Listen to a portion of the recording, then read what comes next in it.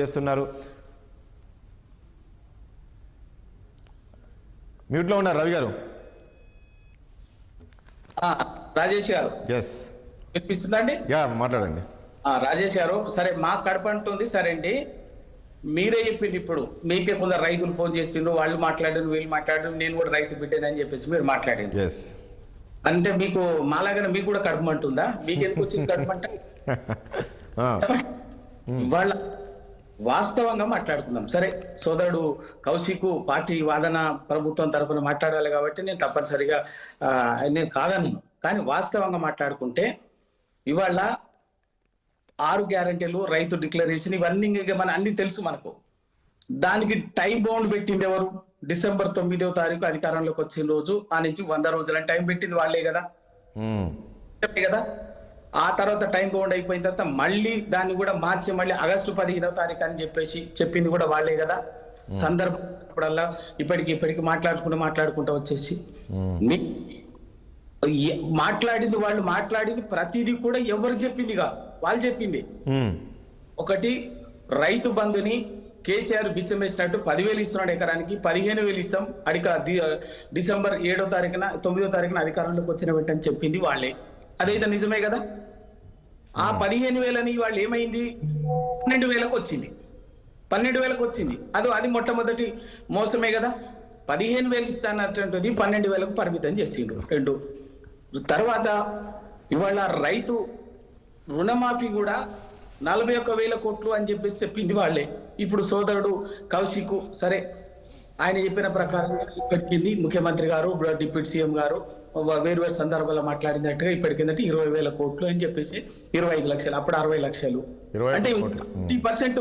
నేనేం చెప్తున్నా, మిగతా లెక్కలు వాస్తవ లెక్కలు పక్కకు పెడదాం. ఇప్పుడు సోదరులు కౌశిక్ గారు చెప్పిన దాంట్లో ప్రకారంగానే డేటా తీసుకుంటే ఆ రోజు ఇప్పటికి కూడా ఇవ్వమనట్లేదండి రవి గారు. వాళ్ళు ఏమంటున్నారంటే ఇస్తాము, కాస్త అంటే మెరుగుపడ్డానికి ఇస్తాము, ఆర్థిక పరిస్థితి చూస్తున్నాం కదా ఏ రకంగా ఉందనేది, దాన్ని బట్టి అయినా సరే ఈ రకంగా ఇబ్బందులు ఉన్నా మీరు ఏ స్థాయిలో రాష్ట్రాన్ని అప్పుల కుప్పలో నెట్టివేరో అయినా ఈ స్థాయిలో అప్పులు ఉన్నాయని మాకు కూడా తెలియదు కాబట్టి సరే ఉన్నప్పటికీ కూడా మేము వేస్తాము, కాస్త సమయం తీసుకొని ఇది కూడా అబద్ధం. ఆ రోజు అప్పులు ఉన్నాయి మరి ఇది అని చెప్పేసి పరిస్థితి అని ఆ రోజు జర్నలిస్టుల ఒక మీటింగ్ లో అడిగితే కూడా రేవంత్ రెడ్డి గారు చెప్పిండ్రు, బట్టి విక్రమార్క కూడా చెప్పారు అప్పులు ఉన్నాయి ఏమున్నా కూడా ఎట్లా సంపద సృష్టించాలో మాకు తెలుసు, దాని సంపదను సృష్టించి సంపదను ఎట్లా పంచాలో మాకు తెలుసు అని చెప్పేసి చెప్పారు. అవన్నీ ఇంకా మళ్ళీ ఎందుకంటే దాని జోలికి పోతే ఇంకోటి ఇవాళ అప్పులు అన్న మాట కూడా ఏంటంటే ఆ రోజు 2014లో ఉన్న పరిస్థితి ఏంది, ఇవాళ ఉన్న పరిస్థితి ఏంది. ఆ రోజు కూడా 72,000 కోట్లు అప్పులతోటే ఉమ్మడి రాష్ట్రం నుంచి తెలంగాణ ఏర్పడింది. అది నిజం. తర్వాత ఎందుకంటే మళ్ళీ మనం ఆ చర్చలో పోతే మళ్ళీ డైవర్ట్ అయిపోతుంది కాబట్టి అది ఇంకోసారి కూడా మాట్లాడటానికి మిగతా నేను లెక్కలతో సహా మాట్లాడటానికి నేను సిద్ధంగా మాట్లాడతాం.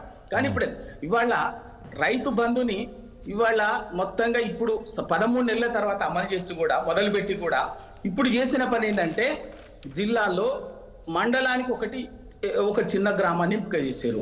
మండలంలో ఒక గ్రామం అని చెప్తున్నారు కదా, ఆ గ్రామం కూడా చిన్న గ్రామం ది మోస్ట్ స్మాలెస్ట్ విలేజ్.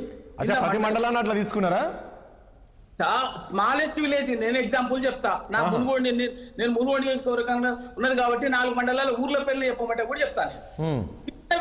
చిన్న విలేజ్ మండలంలో చిన్న విలేజ్ ని అంటే నేను ఇంతకుముందు అన్నట్లు రవి గారు అలా కాదు, దాన్ని ఒక పైలట్ అనేది చిన్న హామ్లెట్ 200-300 ఓట్లు కూడా ఉండవాడ. అట్లాగే సంస్థ నారాయణపూర్ మండలం ఉన్నది. ఆ నారాయణపూర్ మండలంలో ఇది కచ్చల కోతలాపురం అనేటటువంటి చిన్న విలేజ్. అట్లాగే మన మరిగూడ మండలం ఉన్నది. మరిగూడ మండలంలో మన మేటి చంద్రాపురం అనేటువంటి ఒక చిన్న విలేజ్. చండూరు మండలంలో ఉడతలపల్లి అనేటువంటి ఒక చిన్న ఒకటి. రవి గారు మీరు ఏమంటున్నారు నాకు ఒక విషయం అర్థం కాదు. ఇప్పుడు ఈ రోజు రవి గారు హైలైట్ ప్రాజెక్ట్ లేకపోతే వ్యవసాయం మంచి ఎక్కువగా ఉండేటు విస్తీర్ణం ఉండేటువంటిది కాకుండా చిన్న విలేజ్ ఎంపిక చేసి ఇవాళ అదే అని చెప్పి ఇవాళ ఎందుకంటే పైలట్ ప్రాజెక్ట్ ఇవాళ రైతు బంధు అన్నది 6 సంవత్సరాలుగా 12 విడతలుగా ఇప్పటికే సమర్థవంతంగా అమలైనటువంటిది ఈ రాష్ట్రంలో. మీరు దాంట్లో మీ మార్పులు చేర్పులు చేసుకోవచ్చు, కానీ ఈ 13 నెలల కాలం సరిపోలేదా? దానికి ఏదో కొత్త ప్రాజెక్టు లాగా 13 నెలల కాలంలో 6 నెలల ఎలక్షన్లు దానికి ఒక పైలట్ ప్రాజెక్ట్ అని ఊరిని ఎంపిక చేయటము, దాంట్లో కూడా ఇప్పటికీ అక్కడ ఉన్నటువంటి ఆ ఊర్లో కూడా ఏ ఊరినైతే ఎంపిక చేసిండ్రో ఆ ఊర్లో కూడా 100% రాలేదు. అంత ఓకే. నేను చెప్తాను. అంటే ఒకటి రవి గారు ఇక్కడ మీరు ఒకటి అర్థం చేసుకోవట్లేదు. అంటే వాళ్ళు ఏదో ఈ గ్రామానికి వేసి చేతులు దులుపుకోవడం కాదండి, ఒక పైలట్ ప్రాజెక్ట్ గా తీసుకున్నారు. ఇది నిరంతరం ప్రక్రియ అంటున్నారు. అంటే నిరంతరం ప్రక్రియ అంటే ఎట్లా మళ్ళీ సంవత్సర కాలం వేస్తారేదో నాకు తెలియదు. మన చరణ్ గారు అదే అంటున్నారు, నిరంతర ప్రక్రియ కాదండి, ఇంకో డెడ్ లైన్ ఉంటుంది. ఈ నెల 30 వరకు మీరు అదే 31 అంటున్నారు రవి గారు. నేను అదే అంటున్నా. కుటుంబాలకు గతంలో కేసీఆర్ గారు 6,000 కోట్ల రూపాయలు ఇస్తే మేము 10,000 కోట్లు చూడండి, నరేష్ గారు రాష్ట్ర ప్రభుత్వం అదనంగా ఓకే. ఇస్తుంది సంవత్సరానికి. ఓకే. వాళ్ళతో మామూలుగా పోల్చుకుంటే చూద్దాం. అదే మీరు చెప్పిన ప్రజలకు ఆల్రెడీ వివరించినాము. చూద్దాం. నరేష్ గారు ఏంటి ఎట్లా చూస్తుంది ఈ రోజు? రాజేష్ గారు ఇప్పటికే ఎన్ని డేట్లు మారినాయో చెప్పండి. సంవత్సర కాలంలో ఎన్ని డేట్లు మారినాయి? ఇప్పుడు వీళ్ళే మొన్న జనవరి 26 రోజు ఈ రోజే పడతాయని చెప్పి స్వయంగా ముఖ్యమంత్రి గారు చెప్పారు కదా. అవును, ఆ రోజు రాత్రే పడతాయన్నారు. ఆ రోజు చెప్పండి, రాత్రి కల్లా తెల్లారో కల్లా పడతాయని చెప్పారు. నేను ఏ ఒక్కటి కూడా నా సొంత అభిప్రాయమో లేకపోతే ఇంకెవరి అభిప్రాయమో ఎవరి లైన్ కూడా మాట్లాడట్లేదు. కేవలం కాంగ్రెస్ పార్టీ, అందులో ముఖ్యమంత్రి గారు, డిప్యూటీ సీఎం గారు మాట్లాడినటువంటి వాటిని ఆధారంగానే నేను మాట్లాడుతున్నా. సరే, ఇన్ని సందర్భాల్లో ఇంత నమ్మకం పోయింది. ఇవాళ ఒకటేంటంటే రైతు బంధు అనేది కొత్త స్కీమ్ కాదు. కొత్త స్కీమ్ అయితేనేమో పైలట్ ప్రాజెక్ట్ అన్నది ఇంకోటి పైలట్ అంటే మీరు అట్లా కాదండి. అట్లా రవి గారు ఇక్కడ ఎందుకు తీసుకున్నారంటే ఒకటి రవి గారు ఇక్కడ పైలట్ ఒకటి రవి గారు ఇస్తారు నరేష్ గారు మీకు ఇస్తారు. ఆ స్కీమ్ ని నిర్వీర్యం చేయడం తప్ప రవి గారు ఇక్కడ రైతులు ఇవాళ ఎంత కోపంగా ఉన్నారో అర్థం చేసుకోండి. దానికి ఏమైనా రైతులు ఇవాళ స్వచ్ఛంగా గ్రామ సభల్లోకి వచ్చి లొల్లి పెట్టింది. లేదు రవి గారు ఒక పాయింట్ ఇక్కడ విషయం ఏంటంటే కాదు ఇక్కడ మీరు అన్నట్లు మీరు ఇచ్చారు మీరు కాదని కాదు. మీరు ఇచ్చింది ఏంటంటే మనం ఇంతకుముందు చర్చించాం కూడా, మీరు రియల్ ఎస్టేట్ వెంచర్లకు ఇవ్వడము, లేదంటే ఆ గుట్టలకు గట్లు ఇచ్చారు. కాబట్టి ఈ గ్రామాన్ని కూడా ఎందుకు పైలట్ ప్రాజెక్ట్గా తీశారంటే వీళ్ళు ఏదైతే అనుకున్నారో ఈ రైతులకే ఇవ్వాలి, సాగు చేసిన రైతుకే ఇవ్వాలి అనుకున్నారో దాంట్లో ఏ రకంగా మరి కరెక్ట్ వచ్చిందా లేదా, అధికారులు సరిగ్గా చేశారా లేదా దానిపైన పైలట్ ప్రాజెక్టుగా తీసుకున్నారు. ఇది కరెక్ట్, ఈ డేటా కరెక్ట్ ఉంటే మాత్రం ఖచ్చితంగా ఇదే ప్రోలాంగ్ ఇలాగనే ప్రాసెస్ స్టార్ట్ చేస్తారని అందుకు దీన్ని పైలట్ ప్రాజెక్టుగా తీసుకున్నారు. మీరు ఇచ్చినట్టు కాదు. మీరు ఇచ్చింది మొత్తం చాలా వరకు డబ్బులు దుర్వినియోగం చేశారు, నిధులు దుర్వినియోగం చేశారనే కదా ఈరోజు మళ్ళీ వాళ్ళు సర్వేలు చేసి నిజమైన రైతు ఎవరైనా దానిపైన తీసుకుంటుంది. రాజేష్ గారు ఇస్తా నరేష్ గారు మీకు ఇస్తా, మీరు ఖచ్చితంగా మాట్లాడు ప్లీజ్. ఒకవేళ మీరు చెప్పినట్టుగా మీరంటున్నటువంటి గుట్టలు వాటిని ఎవ్వరం కూడా దానికి నేను ఇదివరకు చాలా సందర్భాలుగా నా అభిప్రాయం కూడా చెప్పిన. అటువంటి